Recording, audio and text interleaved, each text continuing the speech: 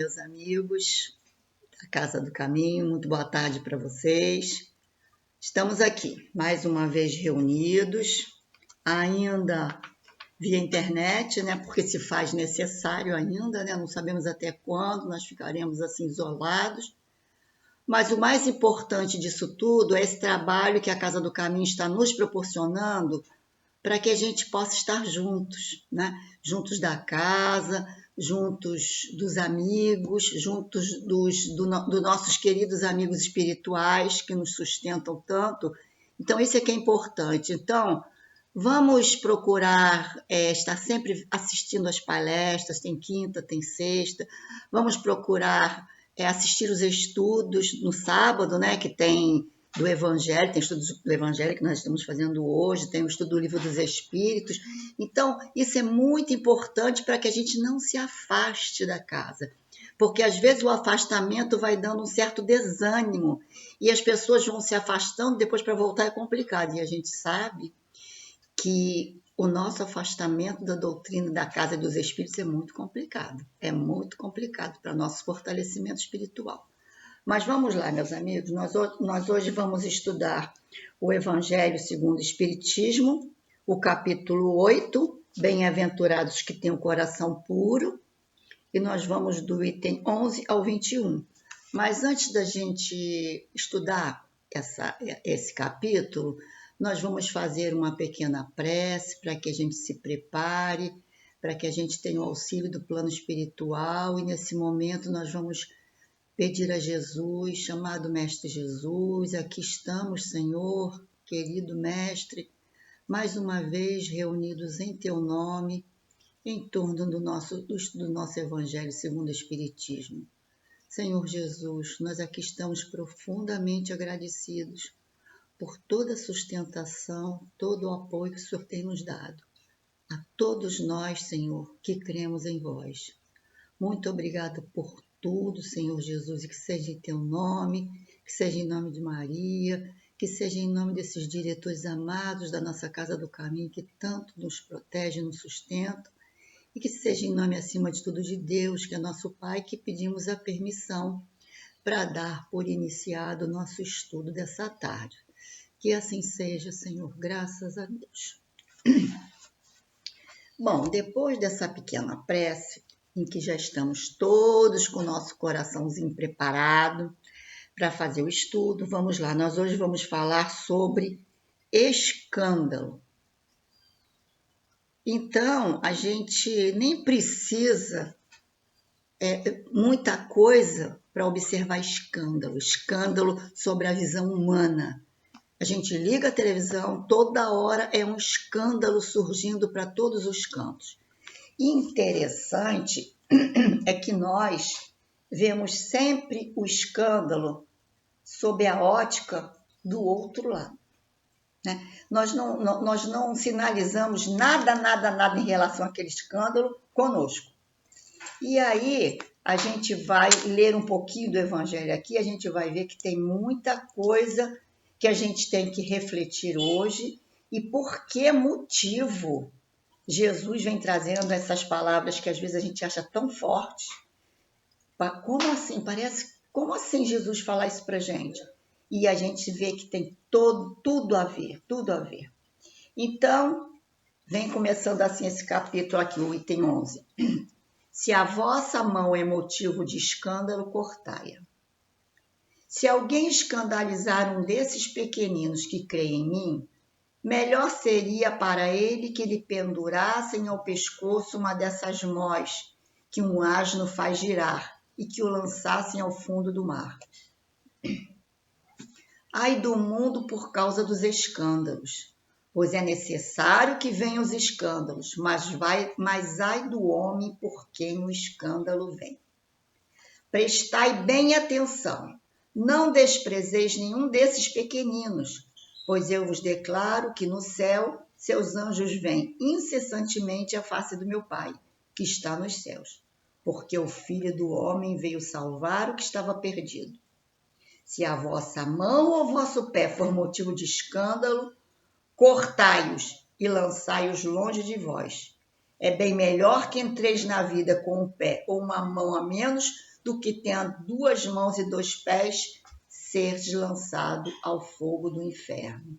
E tem mais uma: se o vosso olho é um motivo de escândalo, arrancai-o e jogai-o longe de vós. E aí, por aí vai. E aí a gente começa a dizer, meu Deus do céu, como Jesus fala com uma maneira tão de cortar a mão, cortar o pé, arrancar o olho e jogar longe de vós. Mas Jesus, quando vinha falar com o povo naquela época, ele tinha que trazer tudo em historinhas, em tipos de situações que as pessoas pudessem entender. Então, o que Jesus queria dizer com a questão do escândalo? Aí vem aqui no Evangelho nos definindo direitinho o que seria o escândalo na visão humana e o escândalo na visão espírita, na visão de Jesus. Então, na visão humana, escândalo é qualquer alvoroço, qualquer coisa. Como é que diz aqui? Escândalo é a palavra que domina toda ação que choca a moral ou a decência de maneira ostensiva. Então, escândalo é tudo aquilo que dá um alarde. Acontece alguma coisa bem pesada, aquilo vem que vem, e a gente fica... E nós, do nosso lado, nos posicionamos normalmente. Nossa, que coisa horrível. Como é que a pessoa tem coragem de fazer isso? Então, a gente vê escândalo no meio político, a gente vê escândalo no meio religioso, a gente vê escândalo no meio de escolas, no meio... Gente, nós vemos escândalos em todos os setores da vida. E por que ainda existem escândalos e que Jesus botou aqui? É necessário que os escândalos venham, mas ai daquele por quem o escândalo vem. Aí a gente, voltando atrás, vamos começar a raciocinar.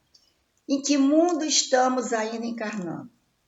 Mundo difícil, mundo de expiações e provas, onde encarnam espíritos altamente devedores à lei. E aí Jesus já vinha dizendo, árvores mais dão frutos maus. O que se espera de um mundo onde habitam espíritos, a grande maioria rebeldes à lei de Deus? Escândalos. Cada um está no seu momento. Por exemplo, nós... Mas aí você pode pensar assim, não, mas espera lá, isso que a gente está vendo para esses escândalos de um grande vulto, eu não teria mais coragem de fazer isso. Vamos nos posicionar agora e olhar para dentro de nós.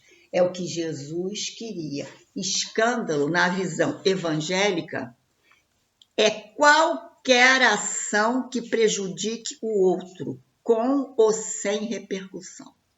Não é necessário, escândalo não é necessário que seja uma coisa que estoure, não.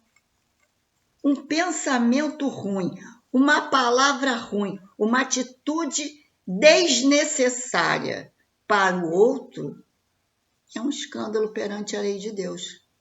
Por quê? Porque no sentido evangélico, o escândalo denota a inferioridade moral do espírito. E aí a gente começa a se olhar por dentro. É isso que Jesus quer. Toda vez que a gente vê alguma atitude errada numa pessoa, seja um escândalo de grande porte, ou seja qualquer atitude que a gente condene, vamos observar se nós temos ainda aquilo dentro de nós. E se eu estivesse naquela situação? Vamos partir para o escândalo grande. A gente está no país, nosso Brasil, onde as leis se tem um pouco de dificuldade de cumprir as leis humanas. Então, todo mundo que tem um certo, não é poder aquisitivo não, um certo poder de mando, e se tiver facilidades ao seu redor de conseguir as coisas facilmente, vai se fazer. Então, se você estivesse naquele lugar do fulano de tal, com tanta facilidade ao seu redor de ganhar dinheiro fácil, de ganhar prestígio fácil, qualquer coisa que facilitasse o seu trabalho como ser humano, você faria? Você não faria? Depende do caminhar de cada um, do avanço moral de cada um. Muita gente não faria. Outras pessoas já fariam. Porque a facilidade é grande. Quando você está no meio em que a facilidade é muito grande, você vê que você está quase descambando para o erro, se você já tem uma certa tendência ruim dentro de você, você vai. Agora, se você não tem, você pula fora. Você desiste daquele patamar ali, porque aquilo não é mais para você. Então, olha o que a gente observa. Olha aqui. No sentido vulgar, escândalo é a palavra que domina toda ação que choca a moral ou a decência de maneira ostensiva. O escândalo não está na ação em si mesmo, mas na repercussão que ele possa ter. Aí você imagina uma coisa, muita gente mesmo, às vezes evita, tem umas tendências dentro de si, mas evita de fazer aquilo que tem vontade pela repercussão que aquilo possa ter se for descoberto. E a sua imagem fica denegrida, a imagem da sua família fica denegrida. Então, muita gente não faz por isso, mas o negócio está lá. Certo? Então, é isso que Jesus trazia com a história. Se sua mão é motivo de escândalo, cortai-a. Se seu pé é motivo de escândalo, cortai-o. Se seu olho é motivo de escândalo, cortai-o. Por que Jesus dizia isso? Ele não é que você fez alguma besteira, roubou, pimba, vai lá e corta a mão e fica por isso mesmo. Não. Ele queria dizer o seguinte, se você sente que existe algo em você e que possa te prejudicar como espírito imortal, prejudicar a tua questão moral, para que você, quando desencarnar, você chegue lá no plano espiritual melhor, se aquilo está embargando a tua caminhada, se livra daquilo. E o se livrar daquilo não é a gente sair cortando nossos pedaços, não. É a gente se autoconhecendo e trabalhando isso que a gente está vendo de errado dentro de nós. Que tendência é essa que eu ainda tenho de gostar disso? Por que eu ainda gosto disso? Se isso é uma coisa errada. Eu não faço, mas eu gosto. Então é isso que a gente tem que observar. E a gente gosta de observar só quando o escândalo é no outro. No outro dia eu estava vendo uma palestra com a Deusa Nogueira, nossa deusa lá do Leon Denis. Ela estava dando uma entrevista com a Yasmin Madeira, que estava falando sobre escândalo. Desculpe que eu estou muito atacada de alergia. E aí a Deusa estava falando o seguinte, que toda vez que a gente observa uma coisa ruim em uma pessoa, a gente deve ligar o nosso simancol, ligar nossas antenas. Porque se aquilo chamou a nossa atenção para o erro dela e chamou a atenção assim de crítica, eu vou criticar, coisa horrível que aquela pessoa ainda faz isso assim assado, é porque aquilo está me incomodando. E se aquilo está me incomodando é porque eu não estou conseguindo trabalhar aquilo dentro de mim. Olha que interessante. Se aquilo de errado no outro está me incomodando, aquilo ainda faz parte de mim. Porque se não fizesse, errou, coitada, tomara que não erre mais. Mas não, quando aquilo me incomoda muito, acende um sinal vermelho dentro de mim, que eu ainda tenho aquilo ali que está me incomodando. É o meu calcanharzinho de Aquiles que está meu calcanharzinho de Aquiles que está cutucando lá o meu pé. Olha como a situação é totalmente diferente do que a gente quando começa a estudar e vê. Vamos falar nos escândalos da sociedade, nos escândalos daqui, nos escândalos aí. Não, nós vamos falar nos escândalos nossos. Vamos observar o que é que ainda existe dentro de nós que possa provocar algo errado, mesmo que eu não faça. Mesmo que eu não faça mais isso, eu ainda tenho isso dentro de mim. Então, se eu não observar isso, eu não trabalho esse sentimento ruim. Eu fico com aquele negócio enrustido lá dentro e, quiçá, um dia eu vou botar isso para fora. Quantos de nós, em alguma ocasião da vida já não falou assim? Ai, meu Deus, se eu soubesse disso, se eu tivesse mais experiência em relação a isso, se eu tivesse mais o conhecimento que eu tenho da doutrina, eu não teria feito tal coisa ou tal coisa. Qual de nós ainda não teve um momento de reflexão e falou isso? Isso é uma coisa que nos marcou. Mas existem em nós muitas e muitas coisas que a gente ainda está trabalhando. E o capítulo hoje é justamente esse. Vamos olhar para dentro de nós e vamos trabalhar os nossos sentimentos inferiores. Vamos olhar para o outro? Sim. Vamos ver o erro do outro? Sim. Trabalhando em nós aquilo que a gente não consegue visualizar daquele erro dentro de nós. Porque muitos de nós, a gente calcula, né? A gente calcula que a gente estudando a doutrina espírita, a gente está se livrando das mazelas, se livrando dos nossos pensamentos ruins, dos nossos sentimentos ruins.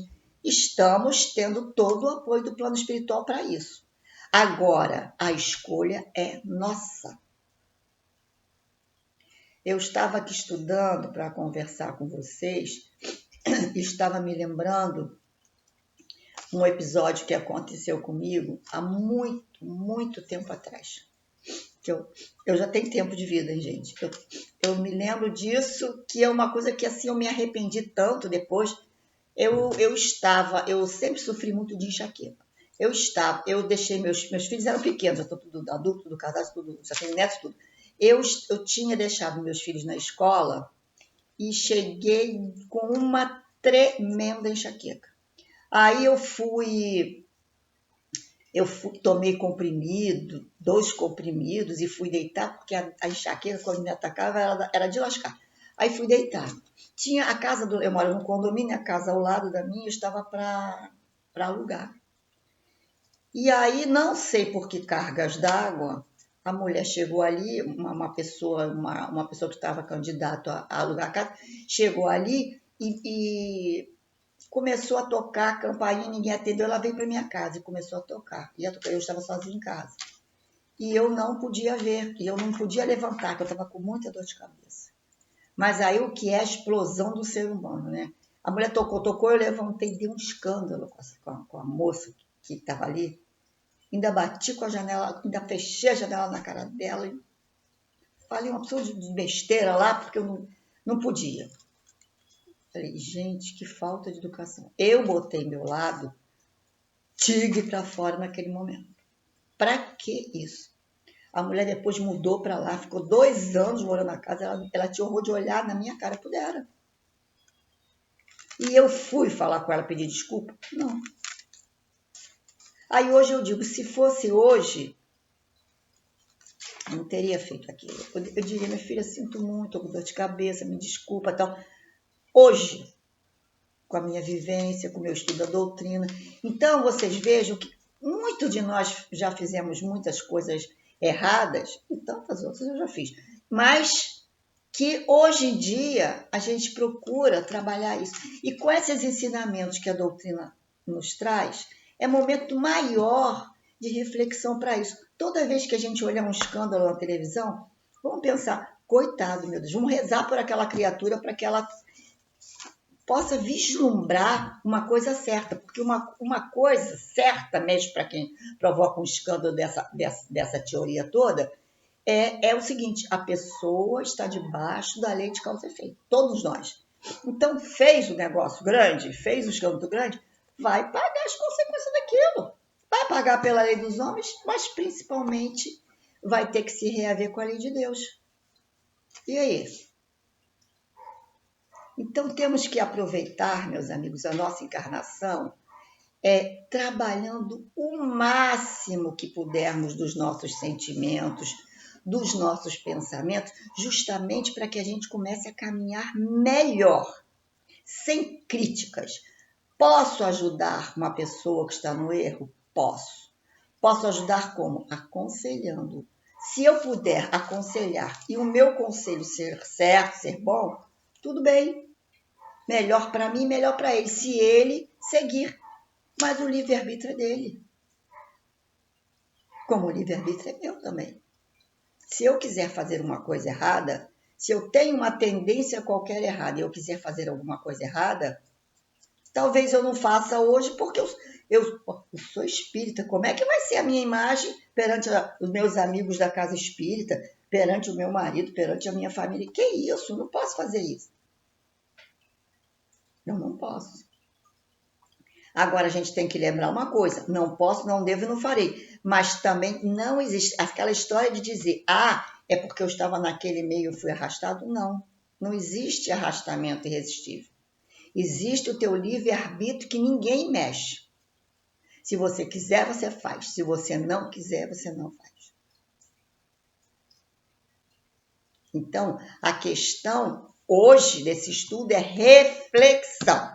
Vamos refletir as nossas dificuldades, os nossos escândalos interiores. Eu tenho, não tenho mais nada que eu possa ter medo? Ótimo! Eu já estou com a minha educação espiritual perfeita, a minha evolução moral perfeita? Ótimo! Acho meio difícil estarmos assim, mas eu estou falando por mim. Ótimo! Agora, a questão é a gente observar justamente isso. O que nós vamos fazer com essas tendências que ainda trazemos dentro de nós? Trabalhar. Então, isso é essa grande chance que a doutrina dá para a gente através dos estudos. Imagina se a gente não estudasse doutrina, como é que a gente ia saber para ir se melhorando? Não é? Então, vamos lá. Mas, aí vem a história da mão, né? Se a vossa mão é motivo de escândalo, cortai-a. Aí a gente já falou sobre isso. Mas ai daquele por quem vem o escândalo. Então, vem dizer assim, é assim, por exemplo, que um filho ingrato, ele vai ter um filho ingrato também. Se ele for ingrato, por exemplo, se nós formos ingratos para os nossos pais, tem aquela parte do evangelho, honrar vosso pai e a sua mãe. Se nós não fizermos isso, nós passaremos pela lei de causa e efeito, provavelmente dessa mesma encarnação, teremos filhos ingratos também. Não que esses filhos ingratos, Deus se utiliza dos erros, dos erros da encarnação do espírito, para que eles mesmos se punam. Por exemplo, esse filho que está sendo ingrato para esse pai, ele não teria necessidade de ser, mas como ele tem essa tendência também, ele vai castigar o pai, mas também vai sofrer a pena de talião, como diz o outro. Vai sofrer as consequências, ou com filhos ingratos, ou de uma outra maneira. Porque tem que se passar pela lei de uma maneira em que se aprenda. A lei de Deus é educativa, né? E aí, vamos lá, seguindo. Vamos lá para o 18. Deixai vir a mim os pequeninos.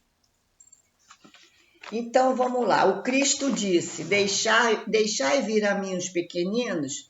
Essas palavras profundas, na sua simplicidade, não continham apenas um apelo em favor das crianças, mas também das almas que gravitam nos círculos inferiores, onde a desgraça ignora a esperança. Jesus chamava para si aquelas pessoas que viessem para ele com o coração aberto, com confiança, para que ele pudesse passar os seus ensinamentos e a pessoa entender, obedecer, segui-lo. Porque aquelas pessoas que já tinham ideias pré-concebidas, não adiantava ele falar nada. Então, por isso que ele dizia, deixar vir a mim os pequeninos. As crianças, sim, mas as crianças ele não poderia ensinar ainda, porque ainda estavam limitados naquele corpinho de criança. Ele ensinaria pouca coisa. Agora, ele falava para aqueles adultos que tivessem o coração sem preconceitos de nada e confiassem nele, porque ele mostraria para todos o caminho do Pai. Jesus foi a luz que nos mostrou o caminho da nossa redenção como espírito. Nos mostrou e nos mostra até hoje. Então, Jesus foi aquele frontispício iluminador que, clareou a nossa caminhada. Basta que a gente siga. Aí pronto, Jesus nos mostra todo o ensinamento. Jesus nos envia os seus mensageiros de luz, que são os espíritos que vêm trazendo as mensagens.